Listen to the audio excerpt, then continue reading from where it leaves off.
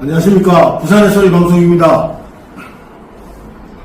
이틀 전 온 세계의 이목이 집중된 가운데 자유대한민국 서울의 한복판에서 조선인민공화국 소속 판사 문형배, 정형식, 이미선, 김형두, 정정미, 이복형, 조한창, 정계성 등 8명의 천하의 대역적 자빨 판사 끝들의 칼춤에 놀아나는 장면을 우리 국민들은 저항 한번 못하고 생생한 현장을 우두커니 보고만 있었습니다. 피청구인 대통령 윤석열을 파면한다. 현직 대통령 목친인데 필요한 강제 주문 글자는 불과 15자였고 소요 시간은 22분, 짧고 간단했습니다. 이번 인민재판의 주심을 맡은 놈은 정형식이며 걔가 판결문을 썼어요. 영화 아수라의 박성배 같은 최악당인 문형배의 아가리에서 끝이 났습니다. 그게 이틀 전인 2025년 4월 4일 오전 11시 22분이었습니다. 순간 피가 역류하는 느낌이 들었고 저들의 추악하고 더러운 상판대기를 보고 있으려니 구토증이 느껴졌습니다. 동시에 8년 전 박근혜 대통령 탄핵 때의 모습이 생생히 떠올랐습니다. 피청구인 대통령 박근혜를 파면한다. 그때나 지금이나 정해진 강제 주문은 15자였습니다. 그땐 이정미라는 악녀의 아가리에서 나왔습니다. 그게 2017년 3월 10일 오전 11시 21분에 있었던 그때의 악몽이 되살아났는데 이 연는 모두를 부관찬시를 해도 쉽지 않을 겁니다. 너무나도 억울하고 분해서 밤새 한숨도 잠을 이루지 못했는데 비단 저뿐만 아니라 자유우파를 갈망했던 국민들이라면 모두가 그랬을 것이라고 생각합니다. 세계 192개국 그들 역사를 다 훑어봐도 현직 대통령을 2번이나 탄핵시키는 나라는 없습니다. 어떻게 이럴 수가 있습니까? 비상계엄 이후부터 지금 이 순간에 이르기까지 눈이 오나 비가 오나 혹독한 맹추위를 감내하며 밤새워 통곡했던 국민들의 처절한 외침을 눈 하나 깜빡지 않고 22분 만에 대통령 목을 치는 순간 솔직히 그 놀려대는 아가리와 눈구정에 똥물을 쳐놓고 와리바시를 확 찌르고 싶은 충동이 왜 안 생기겠습니까? 대한민국 판사가요 3,200명 정도 된답니다. 그중 자빨 집단인 우리 연구회인가 지랄인가 판사 새끼들은 불과 130명밖에 안 되는 수적으로는요 5%도 채 안 되는 이것들에 질질 끌려다니면서 매번 결정타를 얻어 쳐맞고 개업배를 당하며 이 개같은 현실을 보고 있자니 소리 없는 총이라도 있으면 모조리 갈구고 싶을 뿐입니다. 그런데요 윤통이 탄핵을 예상했고 안 했고 간에 비상계엄 날로부터 시야가 123일 만에 현직 대통령 목이 날아갔는데 반해서 이 정가사범이자 흉악범인 이재명은 몇 년째 법정에서 요리조리 피해가며 이것을 제대로 처리를 못하고 있는 사악하고 개판인 재판에 대해서는 여러분들 어떻게 생각하고 계십니까? 더 가관인 것은요 현직 대통령과 또 대통령을 변호하는 초호화 변호인단마저도 추악한 인민재판 앞에서는 속수무책 축풍낙입에 불과했는데 아직도 살아서 꿈틀대고 있는 저 범죄자가 다시 대통령에 도전을 한다고 하였고 또 사실 이 상태로 가면은 70, 80% 당선 가능성이 있습니다. 이게 나라입니까? 이 나라가 법치국가가 맞느냐고요. 어쨌든 어제 아랫게 대통령 탄핵 인용으로 정가사범 이재명에게는 면죄부를 줬고요. 최소한 지금부터는 이재명에 대한 사법 시스템이 멈췄었다고 볼 수 있습니다. 다시 말해서 이 이후에 이재명 판결은 잠시, 아니 영원히 어쩌면은 저수지 밑바닥까지 수장될 것으로 판단됩니다. 전과자가 대통령이 된다고요? 좋습니다. 그런 가정을 한번 해보시죠. 아닐 때에도 지 꼴리는 대로 나라를 주물럭거렸는데 세상을 지 손아귀에 잡아 넣었으니 안 될 게 없죠. 사사의 날개를 달은 겁니다. 아마도 모르지만 본인이 전과사범이라는 타이틀까지 없애려고 할걸요. 문재인이가 온 세상 곳곳에 딸쟁이들을 매설해놓은 지뢰밭 때문에 재미를 톡톡히 봤는데 그런 고기맛과 피맛을 본 개들이 그냥 있을 거라고 생각하는 사람은 아무도 없을 겁니다. 앞으로요, 자유우파가 정권을 잡는다요, 택도 없는 말입니다. 완전 물 건너 간 거나 다름이 없습니다. 자, 다시 돌아와서 이미 세상이 다 아는 자빨 인민판사 문영배, 정계선, 이미선, 정정민은 그래 그렇다 치고 윤통이 선임했고 굳게 믿었던 정형식이나 김형두, 김복형, 조한창은 왜 인민재판의 부역자가 됐을까라는 엄한 보호가 생깁니다. 이것들도 200억을 받아 처먹었다는 시중에 떠도는 유언비어가 있더라고요. 저는 처음 들어보는 말이지만 때로는 사실일까 아닐까 헷갈리고 있고 궁금증이 생기는 것은 사실입니다.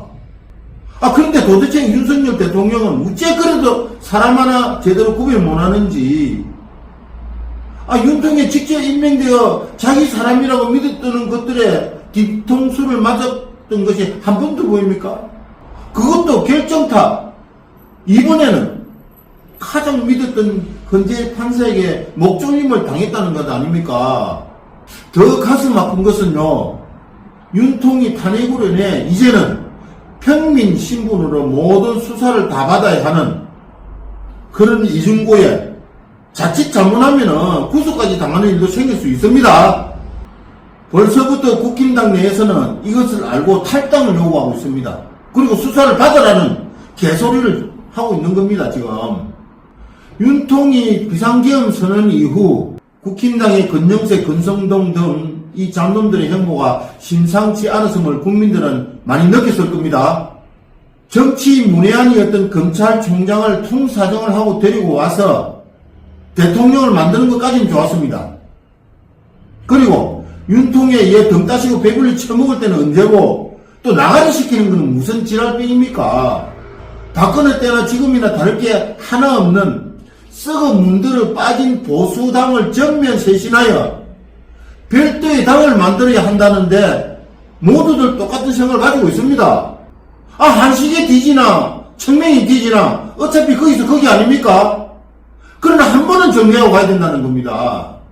건영세, 건성동 두 인간들의 건자의 행보에서 보면요, 조기 대선이 이미 시작된 것을 알 수 있었는데 이는 계엄 직전부터 직후부터 엄밀히 작업을 해왔던 것이죠. 여기서 지난번 윤통 탄핵 심판 각하 2차 단원서 부참한 26명 명단이 공개가 된 바 있는데요. 그 명단을 한번 보겠습니다.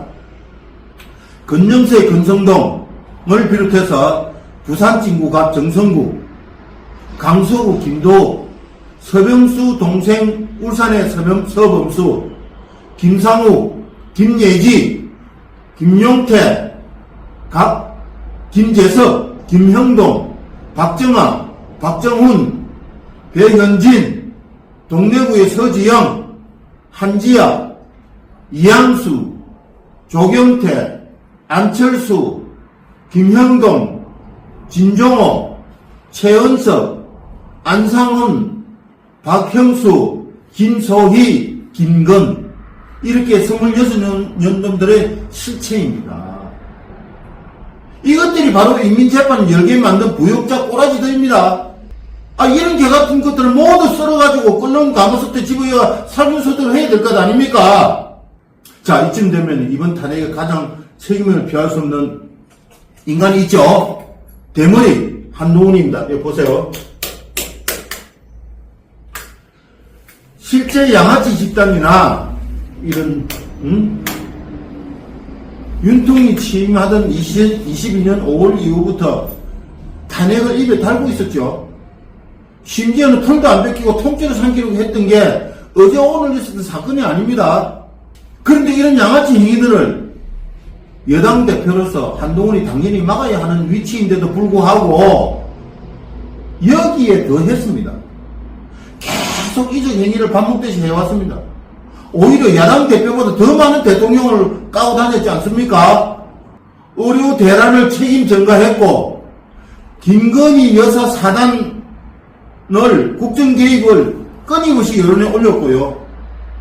김경수 조기 복권 문제라든지 최상병 특검 등 대통령 가는 확 뒤집은 적이 한두 번이었습니까? 그리고 탄핵시킨 후 질서에 있는 퇴진 개뿔 같은 소리를 하면서 끝까지 내부 총질을 했습니다. 이후 총선에서는 어찌 됐습니까? 병신 같은 것들 공천하여서 모두 자기 사람 심어놓는 바람에 완전 말아먹은 거 아닙니까? 그 총선 폭망이 가져다 준 것이 오늘의 탄핵을 제공한 단초된 것입니다. 단초입니다. 그런 한동훈은 대표직 사퇴 후 반성의 키미는커녕 전국 투어 북콘서트까지 열었다가 가는 곳마다 개맞듯이 얻어맞고 다녔지 말입니다. 한동훈이 북콘서트를 열었던 시점이 한 달 전쯤으로 이미 그때는 조기 대선을 사전에 알고 있었다는 것인데 이미 그 이전부터 그가 심어놓은 사법부 신목들에 의해 사전 준비를 한 것으로 보입니다.